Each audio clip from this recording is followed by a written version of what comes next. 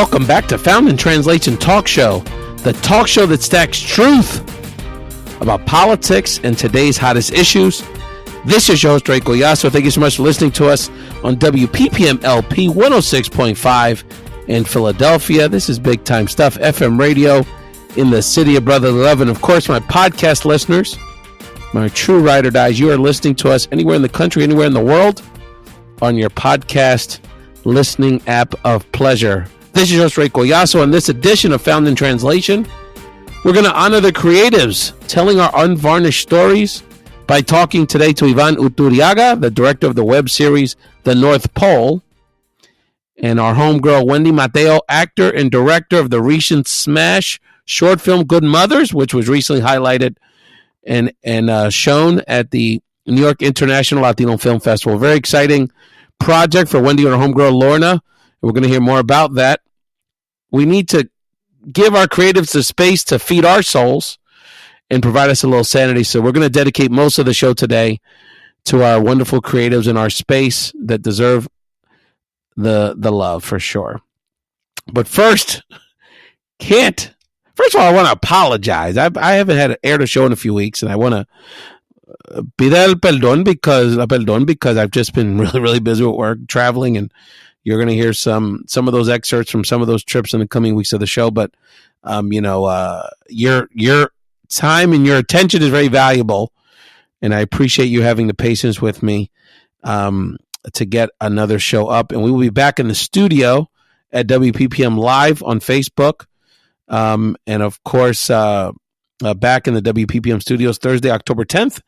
And I did want to announce that Thursday, October 17th, you want to check me out on Facebook Live, because we're actually going to be doing the show live from Rowan University. Rowan University is a public university in South Jersey, actually pretty close to my home, frankly.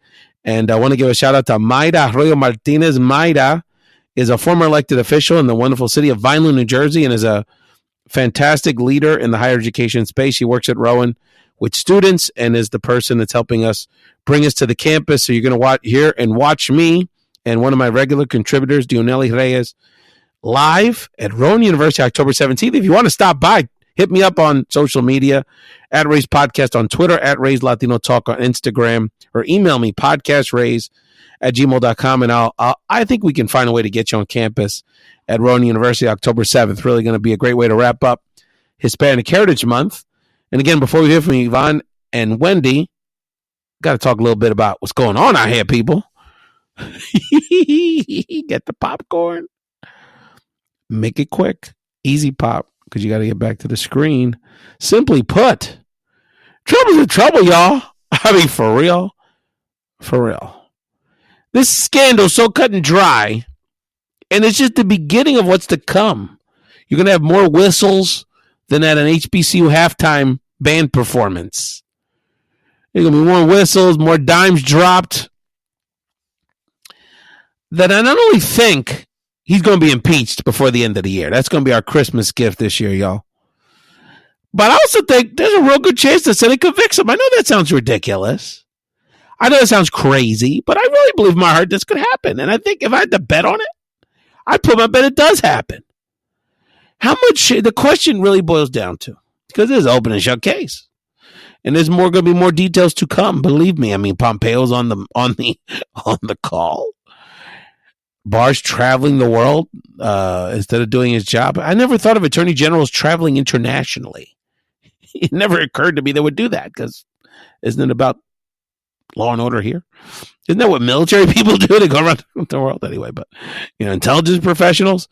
But the question really is, how much shame and embarrassment can these lame Republicans, in this case in the Senate, withstand? Because it's an open and shut case. This will truly be the test. And for those that worry about the political ramifications, it's very simple, my friends. It's one of the axioms I try to live by. It's never the wrong time to do the right thing. Not sticking to that principle, being mamby-pamby, being ultra-strategic, is part of what's got us into this mess to begin with. Not stacking our truth in real time. To that point, I want to talk for a second about my absolute favorite character in literature and my favorite person in religious history, and in this case, my Catholic faith upbringing. I want to talk about a moment about John the Baptist. For those who don't know much about John the Baptist's mission can be summed up by one word: prepare. It was his happy chore to prepare people for the coming of the Messiah. Both Isaiah and Malachi announced he would prepare the way of the coming of Jehovah. The angel Gabriel informed Zacharias that his son would be instrumental in turning many unto the Lord.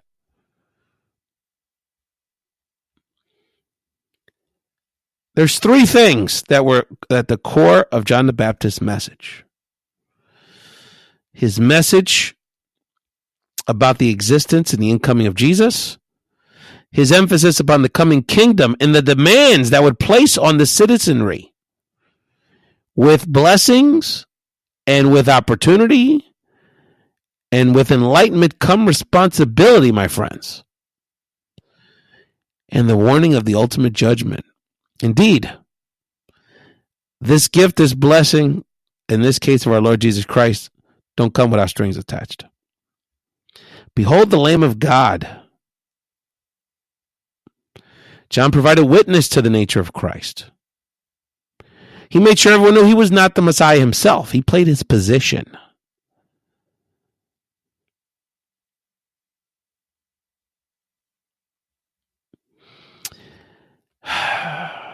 You know, John ultimately, Herod beheaded John the Baptist. Arguably the most impactful prophet in religious history, was rewarded for his foresight and leadership with literally getting his head chopped off.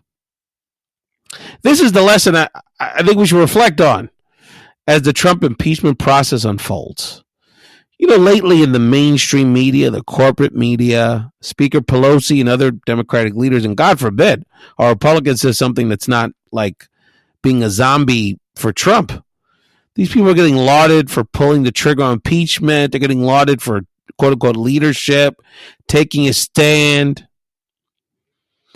While the true leaders, Congresswoman Maxine Waters, Congressman Emmanuel Cleaver, Congresswoman Rashida Tlaib, and even billionaire and presidential candidate Tom Steyer, who proclaimed the obvious that the president was unfit from day one, were treated like John the Baptist, as if they were just shouting in the wilderness and were largely written off as alarmists, hyperpartisan, attention seekers, dramatic. I can almost hear someone calling me uppity right now. And God forbid, I mean, these Republicans getting credit for nothing is unbelievable to me. Jumping on the bandwagon at the right time might be calculated. Some would say it may be strategic, but it's not leadership in its truest sense. Like John the Baptist, my favorite character and figure in my religious tradition. Those that speak truth, no matter the political calculus or the rage of the crowd, of the mob, are the real leaders, the true heroes of our history. Keep speaking your truth, fam, even if it's not leading in the polls with independents. The rest of the show is for the artists. You're now going to hear my interview with Yvan Iturriaga, the director of the web series, The North Pole. This is a fantastic web series. Rosario Dawson's a part of this project. A great friend of Found Translation, Cal Williams, is part of this project. We talk about having the fearlessness to speak our truth through art. And now Yvan is incredible as a director, how he manages to weave intersectionality seamlessly through The North Pole, this web series, which you got to check out. And then we're going to hear later on in the show one of my favorite people that we've encountered on the Found Translation journey, comedian, actress, and now filmmaker, Wendy Mateo. We're going to hear from her. We interviewed her right in the heart of the Chi. She's someone that has living life as part of the great Chicago comedy theater second city tradition. And we talk about life as creative in the Chi, Dominicanas on the come up, and her latest film project, Good Mothers. And I'll be back later in the show to wrap up this edition of Found in Translation. Let's give the creators the stage now to strut their stuff. We face many challenges in 2019, rising xenophobia, racist violence, and climate chaos, amongst many things. How do we raise our voice amidst the chaos and continue to find the humanity and comedy in everyday life? Because life is still #life. The web series, The North Pole, now in its second season, provides us a hilarious blueprint for this discovery. Along with executive producers Rosario Dawson, Josh Healy, and Generation Movement, The North Pole's director, Yvan Iturriaga, takes us through a journey with the revolutionary polar bears of Oakland, California. And we're honored to have Yvan with us on Found in Translation. Yvan, welcome to the Found in Translation talk show. Thank you. Thank you for having me. Yvan, I wanted to have you on the show because Found in Translation is dedicated to the premise that we need to create our own spaces for conversation, leadership, and creativity. The North Pole encompasses those tenets. Let's start by sharing with our audience, Yvan, the background on the North Pole web series as it enters its second season. All right. Well, it comes out of a relationship. This is family. This is a labor of love, really. I met Josh Healy playing soccer in a left-leaning group in the Bay Area in Oakland. It was called Left Wing Football Club.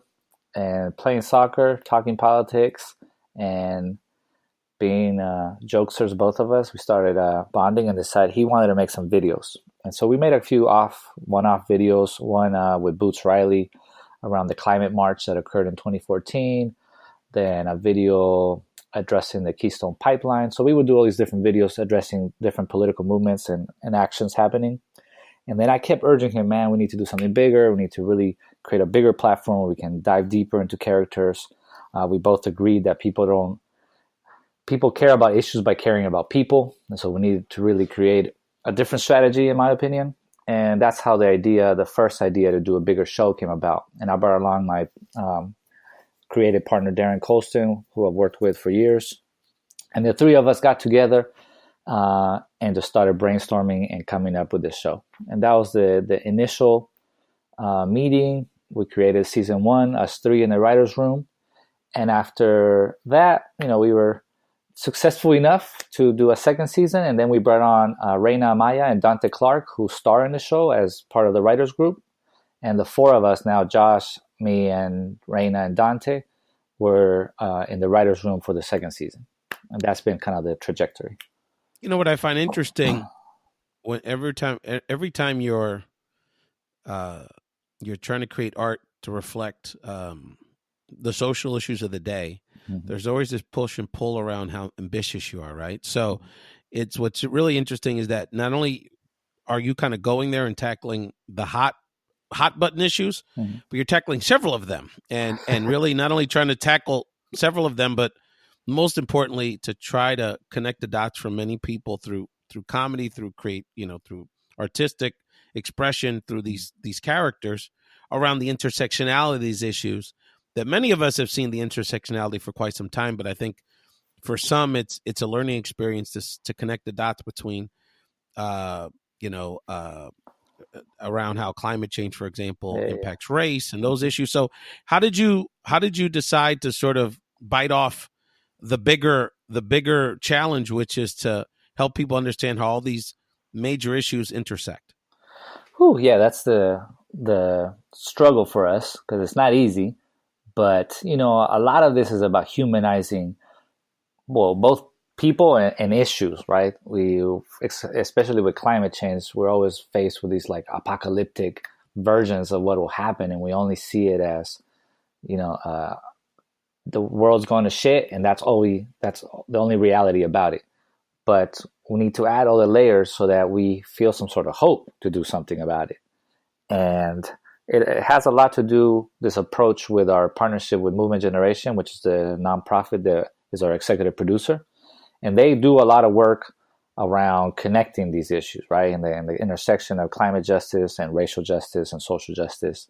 And so a lot of the conversations we would have while writing was about this and about how can this actually be useful on the ground. And that's something that I really love as a filmmaker who cares about creating art that is actually useful in the world. That relationship is crucial in kind of shaping this show. And the first season was a lot about gentrification. It was a little smaller. It was mostly based on Nina's character and her becoming a leader and how to best lead.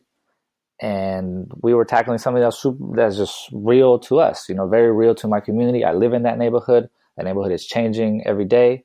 The house that we filmed at, that block has completely transformed in the past couple of years. So it's also about just being authentic to our lived experience. And this show does that. In the second season,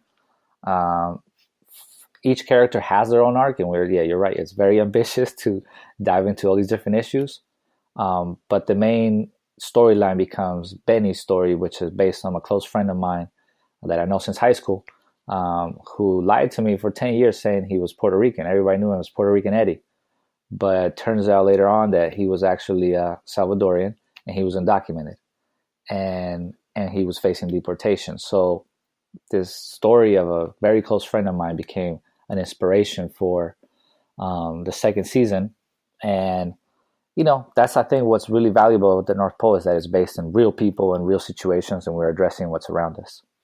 It's looking at the trailer and kind of seeing where you're going with Benny's character, who is undocumented, like I said, and is now taking a very bold, proactive step, as he's advised by his legal counsel to do, to try to address these issues. And I want people to watch the show to see what step Benny takes, but that it really speaks to the fact that you're really sort of not only telling the story of, in this case, sort of a very relatable immigration story, mm-hmm. or the immigrant experience story in this country, but you're doing it, I think, in a very appropriate setting of Oakland, mm-hmm. because the immigrant story and the immigration issue story is not just an issue that impacts Latinos or impacts immigrant Latinos or impacts Central Americans. You've got, in this case, Benny's white friends, black friends, other Latino friends, other, from all backgrounds, mm-hmm. that are being impacted by what's happening to their friend Benny. So mm-hmm. I think the fact that, can you talk a little bit about the setting and mm-hmm. why Oakland is really conducive to not only telling the story of these sensitive issues and issues that our country is grappling with, mm-hmm. but doing it with the diversity of our country in real time, through telling an authentic story. Because watching the trailer and watching the show, I think the best compliment I can give the show is that I not only feel like I'm getting a sense of what it's like being in those streets in Oakland, but it feels like Oakland. It is Oakland. I mean, that comes through the pores of the show. So talk to us about why the setting is important and what that means for the kind of message you're telling with this diverse cast. Right. Well, Oakland, I mean, that's my city. The North Pole is the nickname of North Oakland. That's the main metaphor of this show, is that when I was in high school and hip-hop and everybody around me, I had just got to this country, so I was learning things, but everybody was calling each other polar bears. And I was like, okay. And that was the nickname of this neighborhood. And we thought that was a great metaphor for what's happening with climate, polar bears in the real North Pole actually being displaced by climate change in the same way that locals in Oakland are being displaced by gentrification. And so we ran with that metaphor, and there's a polar bear in the show if you want to check him out. He's quite special. And so it comes out of really that being my neighborhood and me knowing it really well, but I also think it's like you say, a really very useful location, because North Oakland especially is at the intersection of multiple cultures, right next to Berkeley, who has this hippie history and has a college, and it's primarily, more white folks. And so you have this world, and then West Oakland, which is a historically black neighborhood, used to have a huge booming economic and cultural stronghold for the black community, and then was really affected by 1980s crack cocaine epidemic, violence, COINTELPRO, all these different historical like crossroads of political activism, and then the backlash of the U.S. government. And North Oakland is right in between those two places. And then you have East Oakland, which is a huge Latino population. And so our show lives in the middle of all these worlds that cross, and all these characters that represent a lot of these folks. And I think that reflects a lot of U.S. cities. A lot of shows, usually all the friends look the same, and that's not reality for me, at least. And I think it's important to show that we can coexist. We should coexist, and most of the times we do. And it's not, we don't just have friends that look like us. And I think that's an important thing to show on TV. And you're listening to Yvan Iturriaga, the director and creative force behind The North Pole. It's a web series that chronicles the polar bears of Oakland, Nina, Benny, Marcus, and Finn, amongst a very diverse cast of characters. Many of you are aware of this show by, some of the, besides Yvan, some of the big names behind the show, including executive producer Rosario Dawson, and other people that are very well known in the activists and artistic communities. And Yvan's really schooling us around, what's the purpose and some of the goals and some of the messages that the leadership and the cast of the North Pole web series want to provide for our community as it relates to intersectionality, as it relates to just sort of utilizing your creative flow and activism. And I want to shout out our mutual friend, someone that contributes to the show behind and in front of the lens, Calvin Williams, who I was really excited to hear as part of your project and appears in in some of the promotional literature for season 2. So really happy to see Calvin's leadership is a part of your creative process. He's a great guy. Hopefully I'll see him in Oakland this week. Fundamentally, Yvan, the challenge you have with the show when you boil down to it is, how do you make all this depressing stuff funny? Because, this has been a hot topic in sort of a lot of our circles, right? With anytime Dave Chappelle comes out with a comedy special on Netflix, it becomes a topic for a few days around how the balance of how do you go there, push the envelope, make us think, make us uncomfortable, but also make us laugh. And sort of the use of comedy by the activist community is you're really sort of touching, sort of paving some new ground with the North Pole. Mm. Yeah, we see it as a strategy for sure. I feel and as a filmmaker, I've realized a lot that if you open up with humor, people open up with humor. Like you kind of put your defenses down and you open up to receive empathy way easier. So it's all a strategy that I have been adopting and studying as a filmmaker. I think people are going to be way more affected if you kind of, make a situation light and you're funny, you've laughed a little bit, and then you get hit with an issue. It really gets you way deeper than otherwise if you were just in a drama and you were just getting this dense world and then you get hit with the same issue. You've already been prepared for it in a way. So I think there's a strategy there in terms of filmmaking, but also it's really true to like my community. Like I'm Chilean. My family was exiled. I grew up around folks who had been tortured and imprisoned. And the level of dark humor in those circles, in my experience growing up, is like through the roof. And making jokes about their own like extremely traumatic experience. And I think it's not just a coping mechanism in terms of like avoiding the true issues, but I think there's a appreciation that we're alive and we've been through some shit and we have to move forward. And how do we do that is by keeping joy alive. And so I think we should all adapt that in the movement. Like we have these huge things we're fighting against and it's been going on forever. And we have to make this movement appealing and we have to make change appealing and we have to make revolution something that is not this dark. Although, yes, it will require sacrifice. I think we need to do it for the right reasons, which is not to sound corny, but it's love and it's family and it's things that we enjoy. And it's about life balance, right? Because we get, and during the Trump administration, so many of us, we've had this conversation frequently on the Found in Translation talk show with activists around the country, Yvan, because, we're trying to strike this balance between, dealing with these very real challenges, which you're chronicling through the show on a variety of fronts, but also how do we, live our lives? We can't live one, as powerful and as bad a human being as this guy is, and some of these complicit actors in Washington, that can't take away from the enjoyment we should have in our lives. And so how do we continue that balance? And I think you're addressing that in a way that I think we can learn a lot from. The last thing I wanted to ask you was as it relates to the use, and again, it's alluded to in the trailer. And again, I encourage people to check out the North Pole web series on YouTube and anywhere you can find the show. But that, alluding to the fact that we have to tap into our creativity to address these social problems.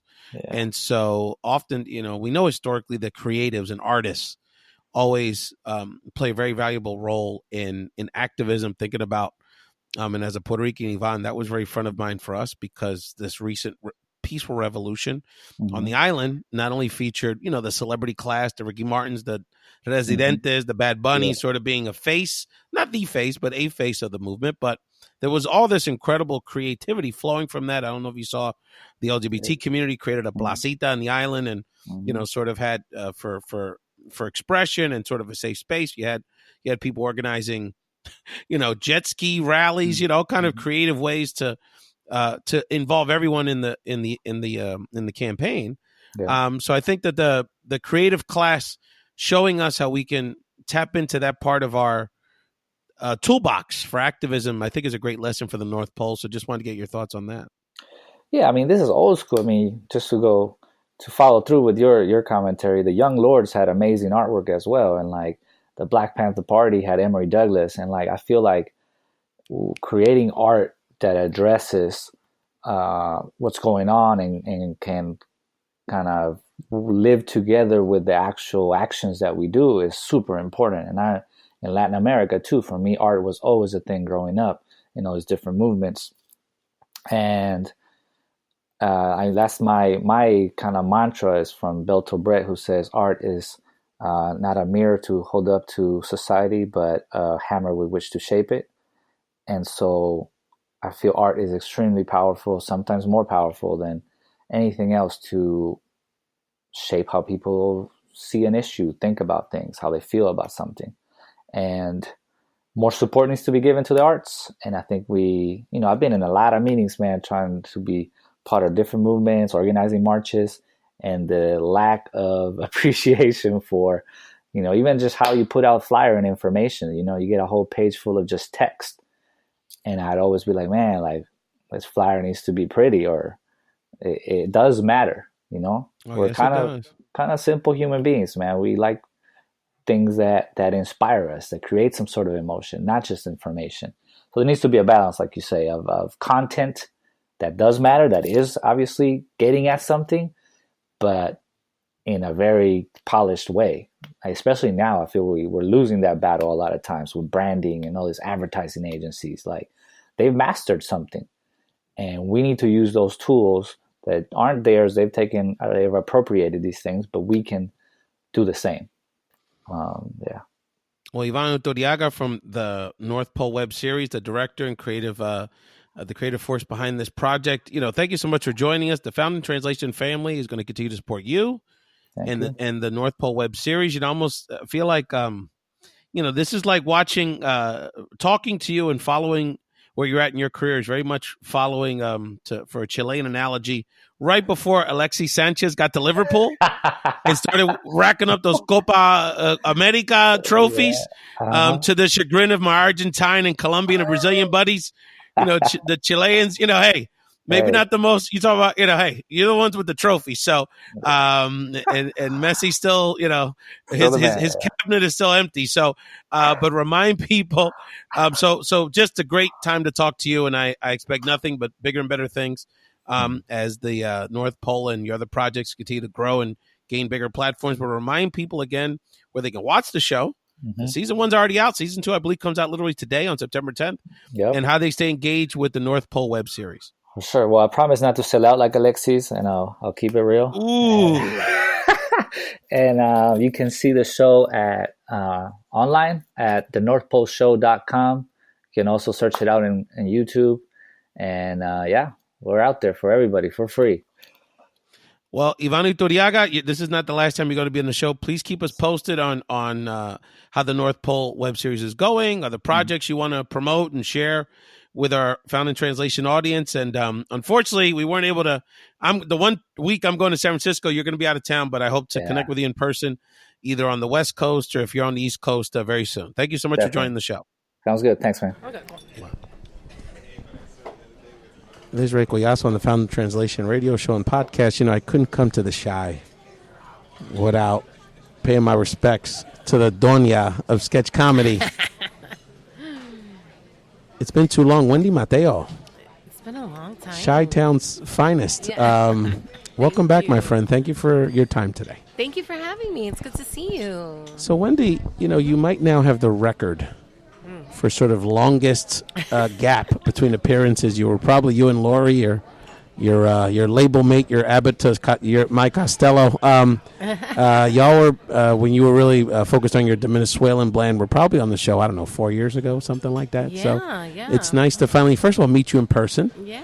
It's not creepy or anything. I'm okay. It's not. Everything's fine here. Even though she met me in the most public place imaginable in Chicago.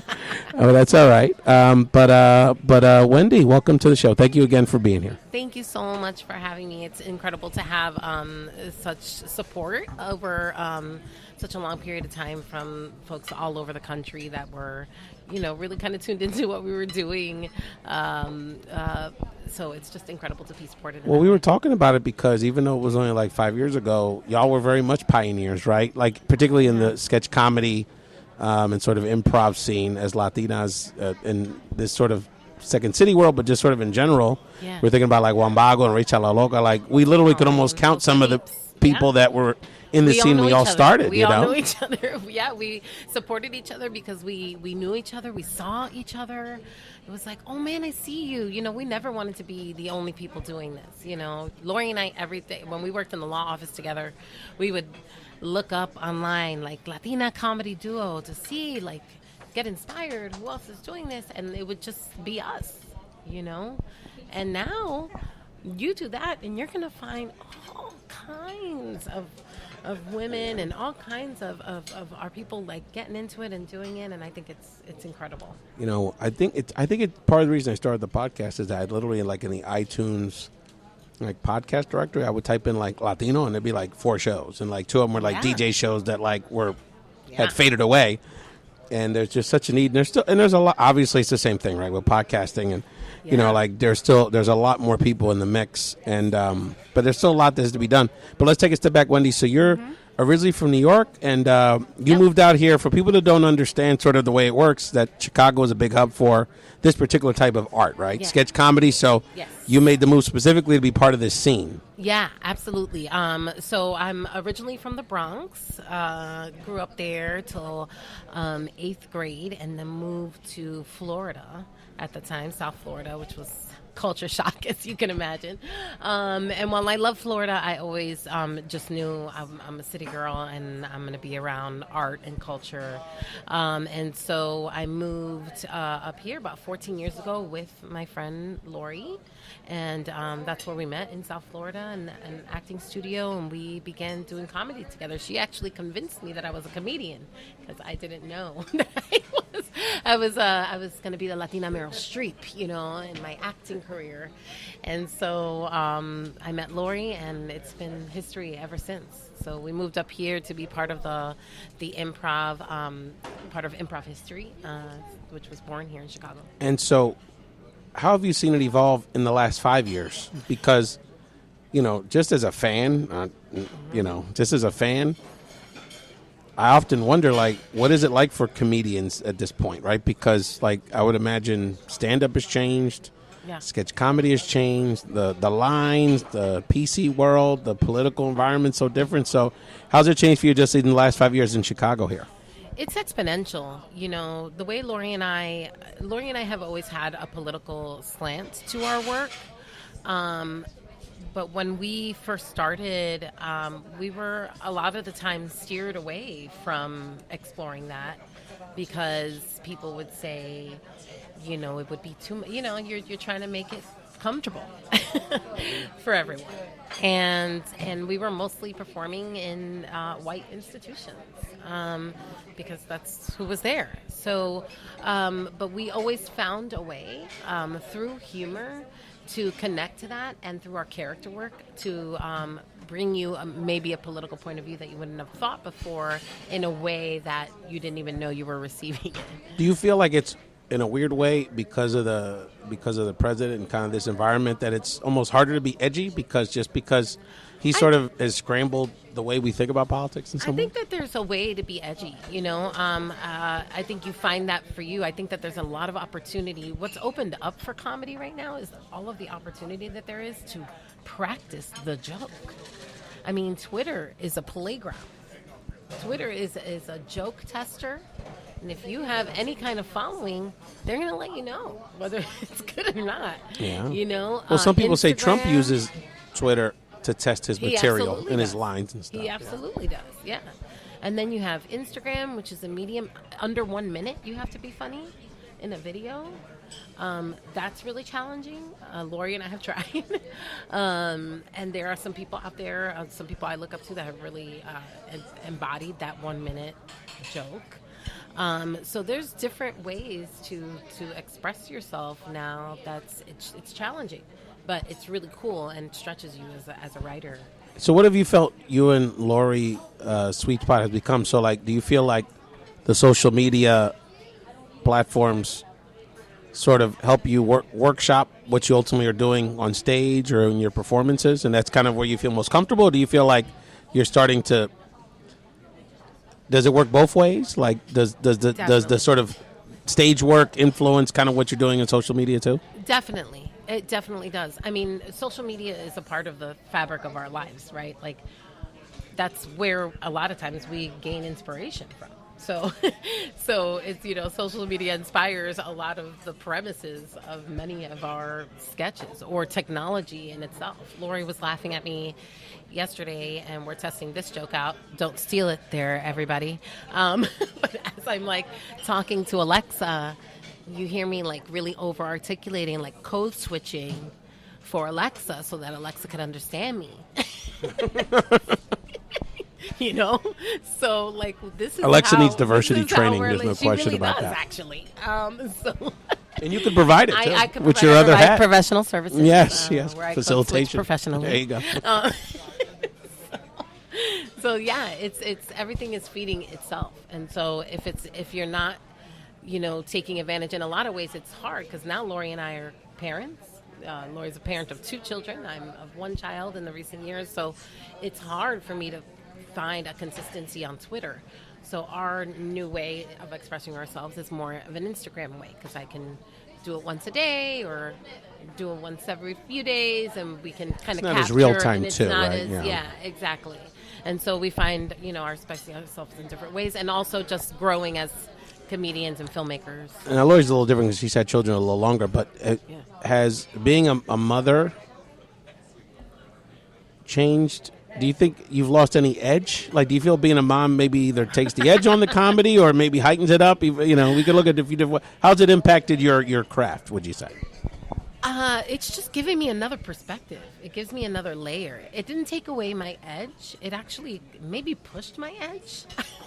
When I was pregnant, I had a persona called Pregnant Wendy, which was very truthful and direct to people that I met.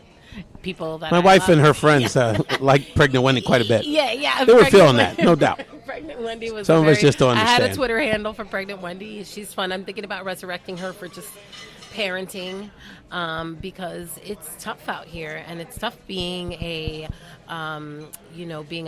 raising a biracial child, being in a multiracial family. You know, there's a lot to say. Being against this political backdrop, being like actually terrified for what my daughter's world is going to look like, and my grandchildren's world is going to look like, and my great-grandchildren's world. So I think it's actually layered quite a bit of edge to my work now. But I am more thoughtful about how I present some ideas. Lori and I do a lot of work, and we always have in this way, but definitely since we've had girls, is we are really mindful, and we try to do the work. You know, we do the self-work. And as we're doing the self-work, we make fun of ourselves, but we're still doing it, and we're writing about it, and we're putting that into our work, because all I want my child to know is that I always try to grow. Yeah, I'm so curious. And we're talking to Wendy Mateo, one of the top sketch comedians, her and her partner, Lori. Before we get into, I want to talk to you about your process, Wendy, but remind people they can follow your work on social media. I used to always enjoy your YouTube videos in particular. Where can people find some of this work that we're discussing today? Yes. You can go on Facebook at Venezuelan has a page, and also our short film Good Mothers movie on Facebook as well. And it's Wendy Mateo at Instagram. You hear that? My buddy Calixto Chinchilla from the New York International Latino Film Festival, and Marangeli from the Philly Latino Film Festival. The submissions are coming in. Keep an eye on it. No doubt about it. We got to get them there. And it was a lot of fun being at the red carpet at the Philly Festival recently and just meeting creatives. I took my sons to this movie called Papi and the Scorpion, where it's basically this Puerto Rican guy getting chased around the desert by a big scorpion. It was low budget. Good guy. Actually had a good message about fatherhood and responsibility and try to take care of your family. Yeah. And my son, I'm thinking, these guys watch like Avengers and all these like high-tech CGI movies. They loved it. I was like, this is an hour and a half. They were really going to hang with this. It's in black and white. They thought it was so much fun. They had a great time, so you're right. And so I want to talk about your process. How do you guys do, I'm always curious with creators. I have a brother. I don't know if you know, but Mario Collazo's been in, if you know Jedi Mind Tricks, Army of the Pharaohs and those guys. So my brother's been in that hip-hop group network for a long time. I always ask, I'm curious about how creatives write in that process, So do you and Lori get together? Do you text each other ideas? Like, what's your process like? I'm curious. It's a lot of different ways. It's changed over the years, when we were in our 20s and lived together, oh man, it would just be hanging out, waking up and having an idea and executing it. So we've had to change our process over the years, but we are really influenced. Lori and I are very empathetic. We're empaths. We take a lot in. We care a lot about. Are you doing a lot of improv? Or are you just kind of we're going to set the scene and roll? Or are you writing down? Yeah, are you writing down stuff? Lately. Yeah, we're more doing it focused on sketch lately, but we so always there's more use dialogue improv. that you guys are writing down and stuff. Okay, I was curious how that. But we goes. always use improv to inspire the scene. So we might improvise the way the conversation might go in our writing. If we're stuck, let's just talk it through. And so we just act as the character and figure it out. And we're also figuring out how to let go, because sometimes we can be control freaks about crafting the language so much, and we are improvisers, so why not leave it a little bit open to find it in the moment. Absolutely. So yeah. So Wendy, what I wanted people to, and I'm going to be interviewing other people while I'm in Chicago the next few days. I wanted people. This is such a great city, and this city means a lot to me. I was sharing with you kind of it playing a big role in my personal career. And just having a lot of good friends here and just loving the vibe here. But I want people to get a sense of Chicago from the people I talk to the next few days. So if you're sitting here in Tucson, Arizona, Austin, Texas, North Philly, you're like, I've never been to that place. Seems interesting. What is it about that place? Give people a sense of what, as a creative especially, a Latina creative, what makes Chicago so special that impacts your work? I think it's, if New York's grit breeds stars, Chicago is the city of broad shoulders, it's often called. And I feel that is often true, and even more true of the artists in this community. We're not just artists. There's truly almost every single artist I know is an artivist. They do their work through the lens of the communities that they come from. They turn it back. They give back to the communities that they come from. It's a really supportive and engaging group of artists who create. Because in New York, you can barely afford to live, so you're not really, producing your own work. Here, you can quite literally produce your own work. I can rent out the theater for $75 a night, and I got myself a show. There you go. I can hook up with my friends, and when we get upset about something that's happening politically or in our city, we get together and we have a fundraiser show in not even a week. And my friends just put together a whole female roster of some of the most incredibly diverse females in the city in not even 2 weeks that they're doing a fundraiser for women's rights. So that's the city that we're in.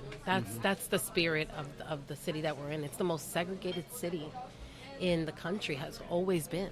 Yeah. And so even our art is segregated. But we are really like thrashing these glass ceilings that have been put down like really in a very real way. There are a ton of shows that you love, that there are Chicago writers on it, that Chicago people are creating stuff that you've never even seen on TV before, and it's really inspiring.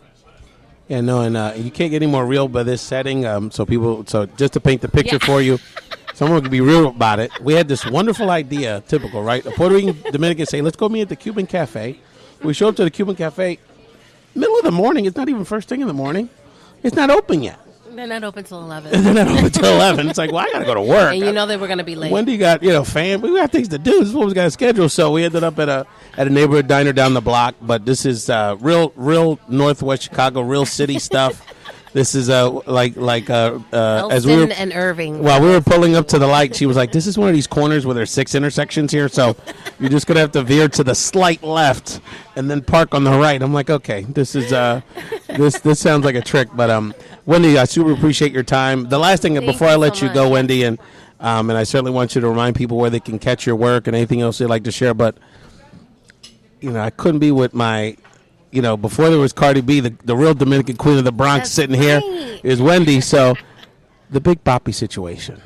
I mean, I'm day and night talking to my Dominicans. Some got connections in DR with the police. Some got connections with the baseball community. There's theories.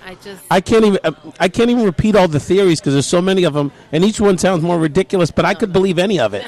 It's so ridiculous. So I guess as a Dominican storyteller, this story just has so many layers. Well, it's unbelievable. Well, it's just really, I think it's a flagship for just how Dominican we can get, even when we're in a national spotlight. Because that is some Dominican stuff. The conspiracy theories that are coming. Compré un Lexus para esa la mujer del mafioso. No. Where's this? Where's the receipts for this? I remember Lexus my grandmother told me a exists? story once, and she was like, she was telling me about her uncles who had moved here in the 20s during Prohibition. Oh, wow. And it seems like they were, I feel even bad saying it because because she ingrained in me so badly, but it seems like they were involved in like the first Prohibition in the Bronx, in like the Latino community. Wow. And so she would try to tell me the story, and she'd be looking around to see if anybody was listening, first of all, and then she would be like, "No le diga a nadie." And you're like, ain't nobody. Meanwhile, Italian Americans have built their whole ethos around these gangsters. The Godfather, Sopranos. Like, ain't nobody listening. They show off about them. The Bronx Tale. They show off about them. Our stuff, we got to hide it. It's embarrassing. Ay, Dios mío. It's unbelievable. I with this Big Papi situation, with the people, unfortunately passing away or getting sick on vacation, like, Dominican Republic always has to be the center of this,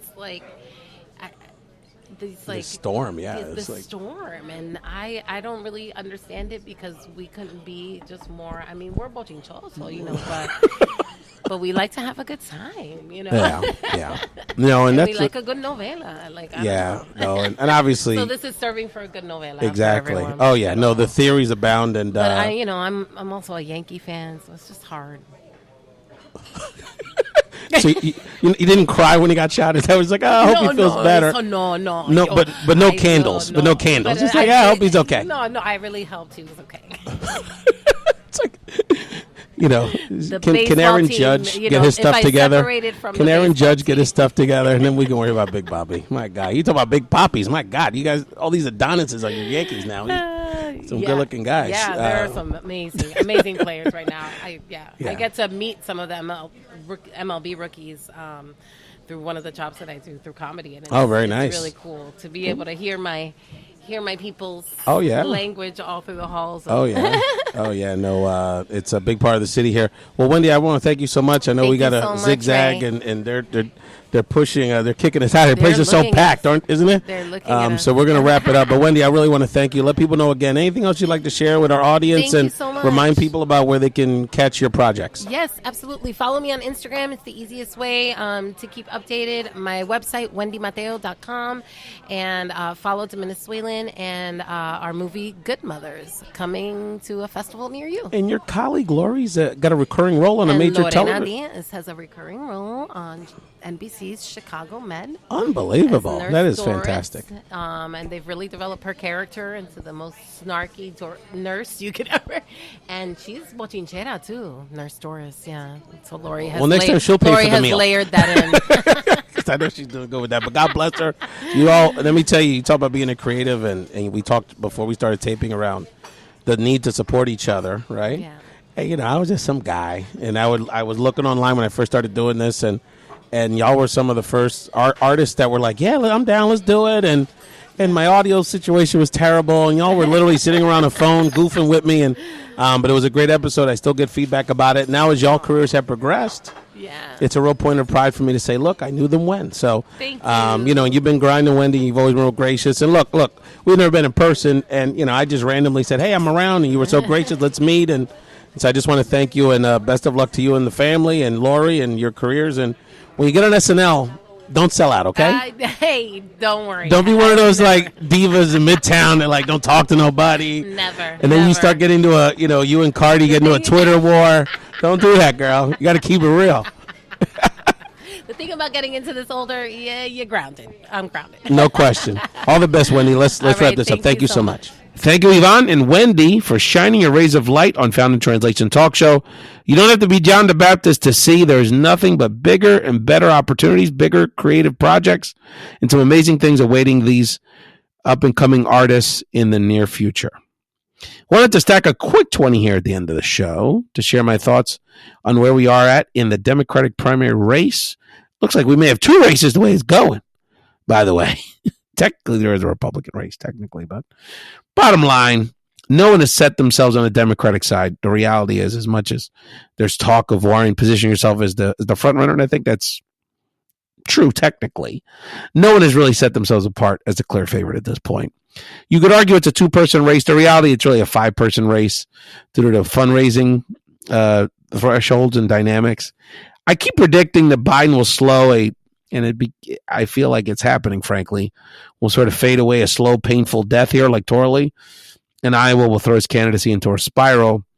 Even if Warren wins Iowa, I don't see it being a resounding victory, and I don't see the party coalescing behind her anytime soon, to be honest. Part of the dynamic is Sanders has a real high floor. You saw the fundraising numbers that came out today, 20-something plus million from over 1 million donors. This man has a floor. He's got a passionate base, and he's not going to do anything to functionally hurt himself much as we go forward. He's sort of slow and steady Bernie. And the media, but I continue to say this: the media, corporate media, the mainstream media, the Democratic establishment, and the corporate class, have you seen from comments from Wall Street and Facebook over the last few days, is going to desperately scramble as Biden fades the way to identify, elevate, prop up a more moderate, maybe sexier option than the some would say more ultra progressive Warren or Sanders options. On some level, you could argue that's already taking place. I mean, Mayor Pete Buttigieg, for many, the Morning Joe people, God, can you get a towel? How much do you have to sweat this guy? There is certainly a sort of a DC Beltway, New York class of people that are putting their bets on Mayor Pete. Look, they have a right to do that. Mayor Pete's solid candidate, very impressive in those sort of long form interviews. And he's going to be there because he's going to have the money. I think he raised $19 million this last quarter. So he's a factor. There's no question about that. I don't see it being Harris.